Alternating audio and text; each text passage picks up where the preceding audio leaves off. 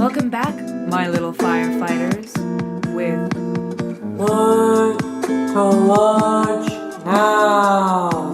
where we talk about what's streaming on Netflix right now. Today we are talking about Supernatural, Season 1, Episode 21, Salvation. I was scrolling around the IMDb. I just saw the person who plays Meg the Demon with long brown hair, and I am shook. I was like, who the hell is that? I'm just so used to seeing that actress in her iconic short blonde hair with a little red leather jacket. It totally took me off guard, or whatever the phrase is. Okay, so let's start off with a quickie synopsis. Meg turns to killing John's friends in order to get the cult. Sam and Dean stake out the demon's next target, a family with a 6-month-old baby showing signs of special abilities. John heads off alone to confront Meg. Oh my god, I fucking love how melodramatic Supernatural sounds. Just want to take a moment, guys, and remind you, please do not forget to subscribe and consider becoming a Patreon supporter today. If you love Supernatural, I do a lot of Supernatural-esque type exclusive content just for Patreon. I think you guys would love it a lot. Okay, so this episode for me is so great semi-season finale type vibe. It's really taking 0 to 100 because this whole season, I talk about pacing a lot. It's this back and forth conversation between Sam and Dean. But even though it's very back and forth, every time it goes between Sam and Dean, whoever's like, now I'm angry at you. No, now I'm angry at you. It's evolving. It's like them getting through their grief. But no one seems to be able to get through their grief at the same time. It's this okay, well, now that you felt this, I just realized this and my personal problem with this. So it's a huge, ginormous development in their relationship at the end of this, that they are reflecting how thankful they are for each other. They are kind of no longer living two separate lives. It's not even about the future or the past. It's just that they are like the missing puzzle pieces in one another's being who they are. They can't truly be themselves without the other. And not in a weird codependency thing, but more of soulmates in a weird way. And I'm not trying to shift some weird brother thing. I'm just saying, I've always had this belief that soulmates can be you can have multiple soulmates, and they can take varieties with your pet, to your best friend, to your siblings, to the person you're going to romantically be with. And for them, they are like twin flames to the motherfucking max. And I'm really glad they've gotten here, because at the end of the day, I don't know, part of me thinks that they would have been somewhat okay, Sam going into the more scholarly field, and Dean, continuing when he was blinded by only following his dad's every women fancy. I think he would have continued to be a great hunter and had fun and been sarcastic.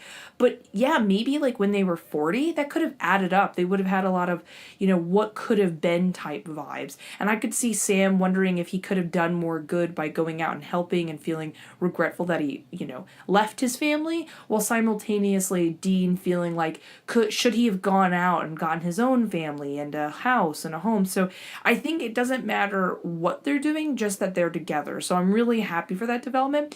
And in addition to the pacing, this is a great semi-finale because, like I said, we've kind of lightly been touching and talking about the yellow-eyed demon, but we haven't really gotten anywhere. It's mostly been about the idea of finding John Winchester and understanding why he disappeared and why he wasn't answering phone calls. And now that it's all kind of coming together, like I said, it's going 0 to 100. Suddenly it went from just daily plots of dealing with a cryptid or a ghost, torturing some family or person and them helping them, to just focusing on the main thing, their origin story. What makes the boys who they are, and that includes John Winchester. So we've now got the cult. The cult has been introduced, and if you're new to Supernatural, the cult is one of the biggest, if you were to have a cute, how in Amazon and Universal, you can buy replicas of Harry Potter oriented type things. I actually have there's a Harry Potter, it's a beautiful necklace that has like this cool moving golden time thing. I actually have that myself. I highly suggest getting it. It's a really cool thing. But if there were one of Supernatural, the cult would be one of those. So we have this important thing, and we have it introduced that John has been disappearing this whole time because he's been trying to get the demon. He's got the cult now. That's his main fixation. We see that he kind of, as much as he is genuinely sad if people get hurt and he is friends with these people, there is still this underlying level of too laser focused in killing the yellow-eyed demon and dealing with his revenge, other than truly grieving for his friend's losses. So there's like I don't think he's putting on a show, but there's like an underlying like sociopathicness there, or I don't know what the term would be, selfishness. So we get a little more insight in John, and he's, for once, didn't run away. After the whole, like, vampire thing, they're still together. They're having everything explained between the two of them, and their story gets propelled by the return of Meg the Demon. Ooh! I have mixed feelings about Meg the Demon. On one hand, I love her, and she's great and everything, but I don't want to spoil anything, but there's another demon. We'll get to it, don't worry. But I prefer their rendition, their version of how they played. But I don't dislike this actress and what she did. I think she was a great, like, catalyst and start to the character. So Meg the Demon shows up, love her. We see that she is not just a random demon, because remember, I always talk about this when we talk about Supernatural, but it's like the idea of what is this world's rules? What do they know? What happens? And at this point in time, they're not very familiar with demons. The yellow-eyed demons, really all they are aware of. They're not super aware of possessions or how it works. So even vampires was new to them in the last episode. So we're getting a bit of world building here where Meg the Demon is one of many. It doesn't seem like they're super common at this point in time. Just want to point that out. In that she is somehow connected to the yellow-eyed demon. So that makes it more nefarious because, like, when Sam had his mother killed, it just felt very like, when you have a cliche version of looking at a demon, it's just like, oh, of course a demon would do that. It didn't seem personal. And now this story, this episode, really focuses on how, there's a huge emotional conflict when, basically Meg the Demon comes back. We'll get to this. So Meg the Demon comes back, and she fakes her little sadness. I love when she fakes being, like, human one moment and then switches the next, and she attacks this priest. A priest with a lot of guns, may I add, probably a secret hunter, and she kills him. Then we go over to John Winchester, and he's finally opening up about the demon. He explains there's many different signs about them whenever the demon shows up. Like, he's figured out, finally, how to track this thing. He's always been too late, unfortunately, in the wife usually getting killed, the baby somehow then being involved or whatever with the demon. They sign a little baby demon deal. And he notices the signs are cattle deaths, temperature fluctuations, and electrical storms, aka my worst headache nightmare. Because I get headaches when there's like weird barometric pressure changes. It's not always consistent, but this just sounds like I would get a headache and immediately be like, that motherfucker's in town. That motherfucker's giving me a headache.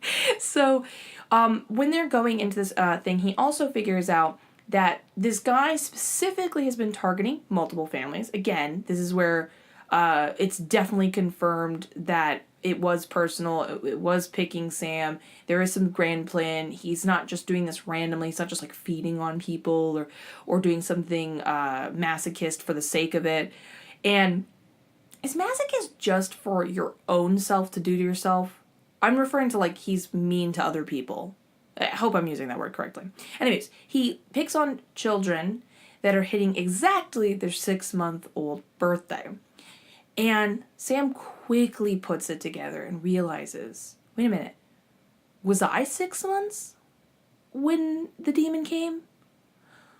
Wait a minute, are you fucking saying that in so many words, Mom's death is because of fucking me.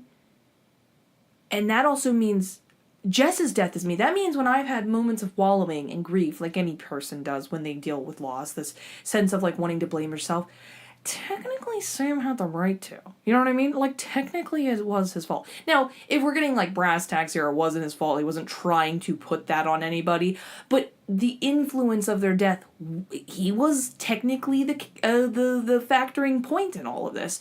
So that's devastating for him to hear. And he gets riled up. This is when we get, okay, so like, remember I said in the beginning of the season, Jared Padalecki can be a little corny-esque, a little bit too voguey.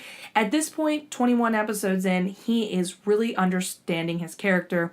And Sam, a defining point of Sam, is either being cool as a cucumber or exploding in a beautiful kind of, I don't know, put me on a cross Jesus type of way. I hope it didn't offend anyone by saying that. You lighten up, you know what I'm saying. And he's very heroic and self-sacrificing. And he's getting one of his, like, for me, it's like a famous Sam temper tantrum. I love those. So he's getting upset, and he is really pissed about all of this happening. Dean's trying to calm him down and make him feel better. But before anything can honestly really get fixed, unfortunately, and they head out. They're going to go hunt this demon. They're going to go help the next family. John gets a call and finds out that Jim Murphy died, a.k.a. the priest. And he feels awful. The boys do too. Clearly they knew him. I don't know if they knew he was a hunter again. I can't remember at this point in time if they're aware other hunters exist, if it's popular. I'm assuming they somewhat know. So they're suddenly they haven't quite connected the pieces yet of how his death is involved. They're just sad that it happened, that it's a thing. So let me see where I am. Then when they split up and they're investigating where their family is, because remember, Sam goes to the hospital to figure out what babies are now going to be turning 6 months old this week. Can you even imagine, even in a smaller town, there's still got to be so many babies. How can you really pinpoint which is the one that is going to be the one to be the next victim? This is also interesting. We get a little bit of background. Apparently Sam says that he gets a premonition about the family and who he thinks it is, and it gets stronger too. But we get a bit of a background that Sam feels he gets these premonitions the closer he is to this demon. So it kind of, first of all, makes me laugh, because I'm like, dude, then your power sucks. It's only like, your power only really works if you're anywhere near him. Because remember the whole like kid and the knife, that whole sad, amazing performance? He was with someone who was also involved with the yellow-eyed demon. So it's like, you need to figure out how to like hone your abilities like all these other kids and use it to your advantage. But to be fair, like considering how much these individual people know about the supernatural world and the consequences of it, I can understand where like, one, he doesn't know even where to start, how he would even try to hone in these abilities. But two, like, everything he's come to know is that anything vaguely supernatural is bad. You want to stay 10 million feet away from it. So considering he might now be like a weird supernatural force, he kind of is in denial. He doesn't want to deal with it. He's right now using it to his advantage, but what I'm saying is that kind of answers the whole like, Sam, maybe try to get your skills honed in and then use it to prevent a lot of deaths in your hunting. Use it to your advantage. Plus it's like, it kind of seems like it's involved with the whole yellow-eyed demon, so like, again, same thing. Do we really want to fuck with that? So he has this premonition about the family, and he's able to figure out, okay, it's near train tracks. He makes an educated guess with the maps, and by pure luck, pure fate, he runs into the woman and the baby he saw in the premonition. And by the way, this is one of those moments where it's just so creepy. And like, if Sam wasn't who he was, like if a random man ran up to you with you and your baby, and just started asking you way too many specific questions. What's her name? What's that like? What's your husband? Do you live alone? Would that not be red flags to be like, get the fuck away from me? Who the hell are you? Plus, I can't help but if it's just because Sam's cute, that kind of, there was a little more leniency into that. I mean, she did seem somewhat skeptical. Or was it a different time? Because we have to remember, not even but like 15 years ago, people were a lot more lenient with, like, their kids and stuff like that. Like, I don't want to get too, like, dark here, but I was thinking about that the other day, how I don't see a lot of kids, you know, out and about, biking. I think I saw a kid the other day, and it was super rare, and I pointed it out because I thought it was so rare. He was a young kid. He looked like he was maybe, like, I don't know, 11 or 12, and he was out walking his dog by himself with some, like, headphones on. Now, the reason why I pointed it out is, like, I never see that nowadays. But then it also hit me, and I turned to my boyfriend, and I said, well, honestly, if I had kids, I would not let them go out. Now, when I was younger, I went out all the time. I was like when I say young, I'm talking like 7, 6 years old, like on my little Razor scooter and bicycle, constantly by myself. I rode like 2 miles to my friend's house, like every day by myself. I didn't really think anything of it. My family didn't think anything of it. And I didn't get there and then call her and let her know I was okay. So it really was like a different time of awareness, because terrible things like kidnappings and stuff like that have always existed, but I think we're just more aware of it than ever. So again, like I said, different time. So Sam has a stronger premonition after experiencing her, and he's more than, you know, definite that he's connected to it. Oh, and this is a side note. I love when you know how I was reading in the synopsis when they said a 6-month-old was showing signs of special, like, psychic ability. First of all, she never shows any psychic ability, so false fucking advertisement. The mom just makes one-off line that her baby's so good, she never cries, and when she looks at you, I swear she, like, can read your mind. Which made me laugh so hard, because I'm just like, what? Is that our little hint that the baby potentially could be psychic? And also, Sam, you're clearly doing something wrong, because you only developed your psychic abilities within the last 6 months. Apparently, this baby's already ahead of the game. She's like 6 months old, and she's like in your brain. So, I'm sorry, I'm just trying to see where I am. So he goes and informs John Winchester what the deal is. This is his premonition. They've had previous experiences, so they know it's true. It seems to happen whenever they're near the yellow-eyed demon, like, catch him up and everything. And John Winchester freaks the fuck out, which just makes it so much worse. It makes me so sad, because Sam at this point in time has gotten no support in any way, shape, or form. Even Dean, the way he supports him is almost saying, like, some sort of denial, or kind of not wanting to address it, or pushing it aside, like, don't worry, we'll get rid of it. While Sam is, like, wanting to just, like, as someone who's, like, very, like, studious in this type of way, he really wants answers. He wants to know, like, should I be afraid of it? Should I not be afraid of it? What does it mean? Maybe we shouldn't put it away. Let's see all the options. So it's really sad that I would say Dean was not supportive. However, he did the best he could to comfort Sam and comfort himself, while John Winchester just makes it a million times worse and adds a lot of, like, fuel to the fire with, like, the million questions that's probably running through Sam's head and just freaking out. And it's like, great, John. Here's your number 1 dad cup again. You know how the last one broke because you threw it against the wall because you're freaking out as usual about your dead wife? Got you a new one because you're the best. So John Winchester's freaking out. And I love, Dean's been getting more and more, as his dad would say, lippy with him as the episodes go on, and I fucking love it. One, I love it because when Dean is like a little bad boy, right? But he tends to, in a weird way, be very chill. He's very stoic when he goes into a hunt.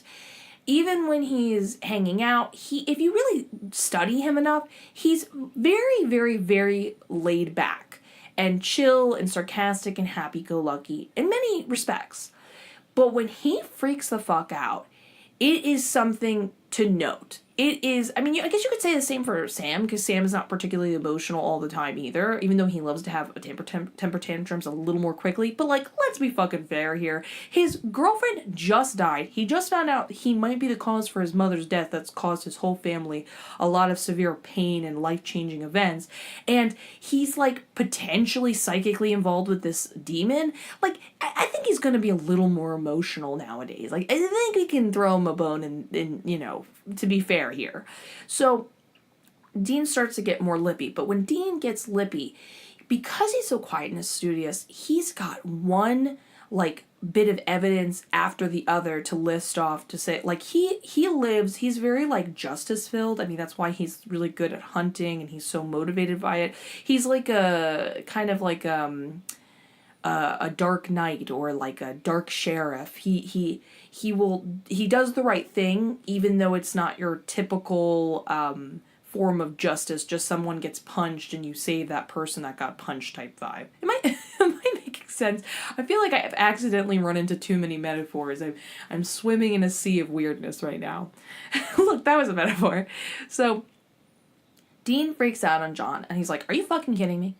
Are you motherfucking kidding me? I did try to call you when I almost died. When Sam almost died, when this happened, when that happened. Are you fucking kidding me? Shut your fucking mouth, Dad." And he makes a point of saying how he's been unavailable and, like, you're a bitch ass. So he stands up for his brother. Again, these are soulmates here. You're not going to fuck with one of their other halves. And he stands up for his brother and he points out that John's been so reckless. And I think there's an underlying comment there that needs to be, like, we need to pay attention to, kind of like a reading in between the lines. Again, I always talk about the idea that John is so focused on getting his revenge that it makes him very selfish, and that is still valid, that's still the main point. But I think what's happening is in his selfishness, there's like an after effect, a cause and effect to his actions.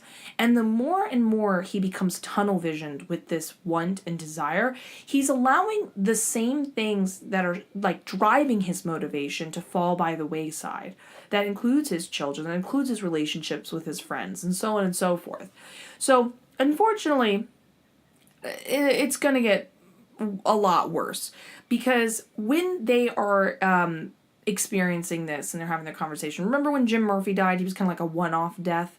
We learn that that was just a death to kind of send a message, and it was kind of unfortunate, a specific casualty to get John Winchester's attention, to show kind of like, look what I can do, look what I have the potential of doing. So Meg the Demon calls Sam. And this is, again, when we talk about lore building here, world building here. So they don't know much about demons. They probably know the typical, they're very well versed in mythology and lore and stuff like that. So I'm sure they're aware of, like, exorcisms and so on and so forth, but they're not really aware of what a demon is. It's kind of like you hear the word demon, but you don't really fucking know what that means. If you're actually interested, demons come in many forms. I have another podcast where we, like, go into different stuff, and we, at times, sometimes talk about demons, and you can totally go check it out with, like, real-life demon stories and stuff like that. It's called Mystery Storytime Podcast. And, while there's a lot of different demons, first of all, there are definitely different rankings of demons. Demons definitely have names. Demons sometimes are not always blanketly evil. This is not a catalyst to say, like, oh, demons can sometimes be good. They're misunderstood. No. It's just sometimes they're benign about humans being tortured or preyed upon. But they are also, like, totally fine with you dying. They just don't care about anything. You know what I mean? But sometimes people make deals with demons to get things. And it's like a whole different array of what's going on. But the most classic demon experience I've seen through, whether that be, now I'm not talking specifically to BookBox, that's a whole different type of force and energy that kind of is feeding on you. But one of the most common ones I tend to hear about is the type of demon that, it's like a slow roast. So I'm sorry if this creeps you out. So if it does, I apologize. I'll try to make it short and succinct. But from what I've noticed, demons don't just blanketly attack you in one go. You know what I mean? The strongest demon I've ever heard doing that was the demon in the demon house that Zach Baggins got.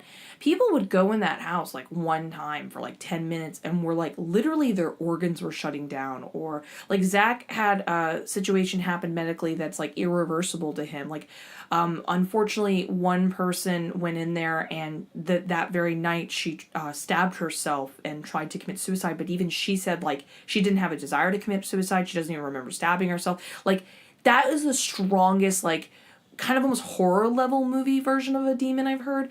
But the common ones I hear is they like to be, it's like a slow burn. So you might hear clawing, you might hear growling, there might be movement, but it's something where they kind of feast on your dreams, and they will try to lure you in and pull you in and make you trust them, and then they will slowly scare you and get you to think suicidal thoughts or get angry. And it's like a true masterclass level of manipulation. It's a slow burn and happens over a long period of time, and kind of before anyone knows what's up. It's kind of like they've already been infesting you, and their whole main goal is to fully like kind of devour you, and not just like your soul. I mean, I'm sure that's some sort of the effect here going on. I can't say it, but it's like a form of like taking over your body, fully consuming you as a person. So not to be dark, but like that's what I know about demons and stuff like that. While in this, they're getting a bit of like that demon lore, that demonology or whatever, where apparently Meg fell 7 feet off of a building and she lived.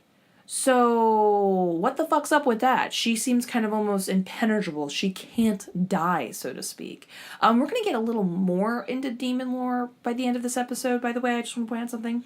So Sam and Dean get a call, or Sam gets a call from Meg, and I love when Meg, this is moments I love Meg, when Meg is like, let me go talk to John, and he goes, I don't know what you're talking about, John Winchester's not here, and he goes, let the grown-ups talk now, Sam, and he talks to John, and basically exclaims, like, we want the cult, we know you have the cult, and if, you don't give the cult, there'll be consequences. She's holding another one of, John Winchester's hunter friends, hostage, and when he kind of slightly denies her what she wants, she just kills him. I mean, like, I have to admit, Meg's probably the most badass villain we've come across, because right now the Yellow-Eyed Demon's just kind of like all talk, and we don't really know what he's doing on like a greater level. Well, Meg the Demon is like, she will most likely murder you. If she threatens to murder your friend, she's most likely going to murder your friend. It's pretty bad. And she makes it clear that by getting the cult, you are declaring war, and war has casualties. This is some of the casualties. So she makes a great point. So she says, bring me the cult, we're going to have an exchange, come meet me up. But we have this problem going on. The family and the demon is right there. Now, I think the boys are more concerned about the fact that the family potentially could be hurt, or the baby could have like, somehow be affected by this demon the way Sam was. But like, the demon itself is going to show up. So they have this huge opportunity that they can't let down. This is the first time they are ahead of the demon, that they could potentially shoot the demon. Because remember, the cult can kill anything. So this is like a real possibility it could kill him. Which is so interesting, because it leaves you with questions of like, well, if there's heaven and hell, and these creatures are familiar with hell, if it died, where the hell would it go? I mean, that's the big question you're going to have for a while, and it will eventually get answered, but it's like when a demon dies, or like, other things die, there's a real factor involved. Like, it's not just simply going back to hell, which is kind of interesting because people have like a real love-hate relationship with it, these demons. So they come up with a master plan that I love. And John's going to go with a fake cult gun, because technically no one's seen the cult. And he's going to go meet Meg. He's really smart. He blesses this tank of water tank with holy water. He blesses it so it kind of keeps the demons at bay for a hot second. He tries to do this whole exchange. It goes wrong. While simultaneously, we have Dean and Sam who go and stake out the family situation, and they're going to help them. We also get a really wonderful heart-to-heart between the two of them, like I said, where Dean is making the point that, is someone... Sorry, I can hear, like, loud noises. Anyways, I'm just gonna continue fucking going on. Because let's be real here, for whatever reason, when loud noises start in this neighborhood, they do not seem to stop, so hopefully it's not too annoying for you guys. Anyways, so Sam is in a position where, what was I gonna say? That totally made me lose track of what I was saying. Sam and Dean have a heart-to-heart, and it's really sweet about talking about the idea that, like, no one was there for him the way he is. It's kind of interesting too, because like it shows, like, I would say by the end of this episode we get a total flip of like Sam, who was once thinking about the future, knowing that once he killed the demon he was going to return back home. At this point, barely thinking about that. He's just worried about the then and now, like all hunters are. And Dean more thinks of the future now than, like, again, it's a total 180 reverse for both of them. I love when Dean is ever like, no one's dying tonight, okay? Shut up. Don't talk like that. So after they have this sweet heart-to-heart, they see that they sneak into the house to save the family. There's a quick misunderstanding, but they are able to successfully save the family. And may I point out that while Sam hesitates for a quick second because he's in shock to actually meet eyes with this creepy, amazing yellow-eyed contact demon. Love these fucking contacts. They're like, if you're going to tell me a demon has yellow eyes, which, by the way, what a great, weird thing to have. We always go with the cliche red. Don't underestimate a good yellow or an orange or a lime green, like getting weird with the colors here. I want the rainbow-eyed demon. I think that would be really great in the show if they did that. They'd be like, he had rainbows in his eyes. he was a demon leprechaun. So when he hesitates for a second, but I don't blame him. Doesn't have to hesitate that long. He does take the shot, but unfortunately, keep in mind, this is how much it sucks though. They have a minimum amount of bullets. So he takes the shot at him, and he disappears in black smoke. So we see that demons can dissipate. So they can fall off a building and live. We got a lot of things. We're trying to like checklist what demons can do and their capabilities. So far, especially with them having like a tangible form where they can really hurt someone compared to just like a superpower charged ghost, like they really are a force to be reckoned with. Now, John Winchester almost successfully tricks them with the deal, almost successfully gets out there with the holy water. Love, by the way, when the other demon shows up and shoots Meg with the cult, and she's like, you shot me! What the fuck? Like, what the hell? Don't blame her for being upset, especially when she knows what the cult can do and the ramifications for that. But the guy, points out that the cult is fake, and they try to go after him, but there's holy water blocking the way initially, so John almost gets away. But then John is held up high against the wall by this demon's, I assume, his mind? He has some sort of telepathy, so check, demons have telepathy. Now this is really interesting, I want you to point out, I'm pointing out, because when we get later on and we meet other demons, spoilers, you'll notice that their powers become less and less supercharged. So right now we're kind of meeting the more capable demons, as I'd like to say. Meg is just capable on her own with manipulation, her strength, her ability to live, but she's also clearly familiar with some sort of black magic, which I don't like to use the term. I've heard other witches talk about this. It seems like it's a kind of a racist term, so we'll just say dark magic or magic that's not good. Which, by the way, if you're ever saying that, definitely try to spread the good word that it shouldn't be called that anymore. Anyways, so, but this guy, he can lift people up, and apparently the yellow-eyed demon can affect children over the course of their entire life and give them psychic abilities. So we're, like, dealing with, like, Class A, like, A++ demons. And to be fair here, I think we are for sure, because from what I gather so far in the information the show's giving me, demons being on Earth is not a fucking common thing. So I'm assuming the demons that are successfully able to get to Earth have to be the A+ level demons that figured out how to get through the barriers of hell. You know what I'm saying? So John gets captured. The boys do save the family. Dean almost runs back into the house after unsuccessfully killing the demon, because even though the demon dissipated in that moment, he taunts him by kind of standing in the fiery home. Beautiful metaphor of like, look at me, look at this fire that's surrounding this home. Like, this is what I did to your life and others' lives. Like, ooh, I'm right here. So what ends up happening is they go back to the home and they're trying to regroup. They're like wondering when their dad's going to show up. They're happy they saved the family, but Sam is going through the emotional gigs. And this is when we get that 180 conversation I was talking about. Sam wants to sacrifice himself, and I think Dean's fucking done hearing that. Dean's tired of hearing John Winchester's okay with sacrificing his life, but, you know, leaving his family, the boys behind. And, you know, Sam's okay with sacrificing his life. I think of the fucked up, like, at the time, no one called him out on this, but I thought this was a fucked up line John Winchester said to Dean. He said, I might have started this, but it's your fight now, and you have to finish this. And I want to be like, no, John, you just said it. It's your fight. You started this. I am not. It's like someone throwing a punch in someone else's face and then turning to you and being like, I'm not involved anymore. You're going to have to finish this fight. And you're like, what the fuck?